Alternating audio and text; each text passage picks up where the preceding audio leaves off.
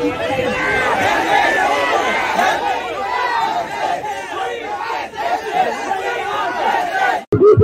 పేరు G Ramanna, DYFI రాష్ట్ర కార్యదర్శి.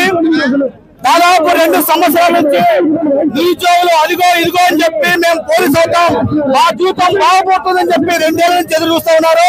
కానీ గత ప్రభుత్వం గానీ ఇప్పుడు వచ్చిన కొత్త కూడిన ప్రభుత్వం గానీ పోలీస్ కానిస్టేబుల్ ఉద్యోగాలు ఇవ్వాలన్న స్పృహ గానీ వాళ్ళ మీద కలికం కానీ జారీ కానీ ప్రభుత్వాలకు లేవని చెప్పి నాకు అర్థమవుతోంది. 2 ఏళ్ళైన నోటిఫికేషన్ ఇప్పటిదాకా ఉద్యోగాలు ఇవ్వలేదు. పైగా ఇప్పుడు దొంగదారిన ప్రభుత్వ సరైన వాదన హైకోర్టులో వాదించక 40% ఉద్యోగాలు హోంగార్డ్ ప్రభుత్వం తొలగిపోతూ ఉంటే లక్షలాది మంది నిరుద్యోగులు ఇంచుమించుగా 95,208 మంది ప్రిలిమ్స్ లో అర్హత సాధించి రోడ్ల పాలైన పరిస్థితి. నిన్న ఒక అభ్యర్థి ఆత్మహత్య చేసుకున్నాడు. రాష్ట్ర వ్యాప్తంగా ఇప్పటికీ అనంతపురం, కర్నూలు, తిరుపతి, విశాఖపట్నం జిల్లాలో ఆందోళన చేస్తూ ఉన్నారు.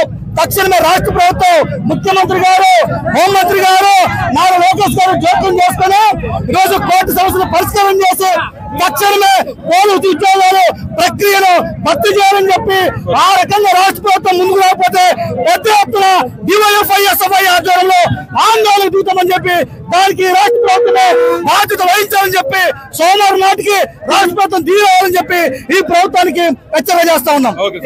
మేమందరం 2019 నుండి 6 నెలలు కష్టపడి ఒక బోర్డు తిని ఒక బోర్డు తినకుండా ఇంటి దగ్గర అందరూ కూలి పనులు చేసుకుని డబ్బులు పంపించి కష్టపడి ఇక్కడ చదువుకుంటే కరోనా వల్ల చాలా నష్టపోయాం. సరే 2022లో 6,100 పోలీస్ కానిస్టేబుల్ నోటిఫికేషన్ విడుదల చేశారు.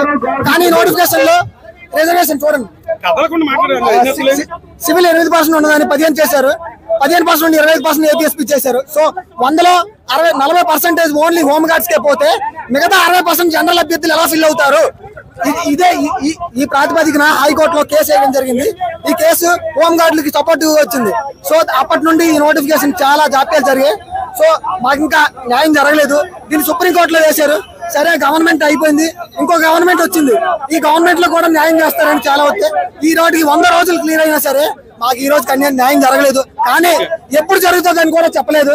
అలానా ఈ డేట్ జరుగుతుంది 2024 డిసెంబరా, లేకపోతే 2025 జనవరి, లేకపోతే 2025 ఫిబ్రవరి, అలానా ఈ డేట్ అని మాకు చెప్పలేదు.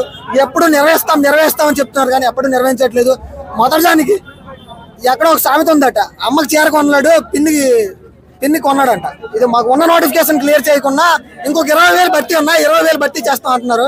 ఇది ఎంతటి వ్యంగ్యస్కర ఏదో మీకే కూడా తెలియాలి. ఒక కానిస్టేబుల్ కోసం 2 సంవత్సరాల పాటు 6 నెలలు వెయిట్ చేయడం చాలా కష్టం. ఇక్కడ ఒక్కొక్క వ్యక్తి సగటున 10,000 రూపాయలు ఖర్చు పెట్టుకొని చదువుతున్నాడు. అంటే ఒక సగటు యవనం 25 సంవత్సరాల నుండి 30 సంవత్సరాలు.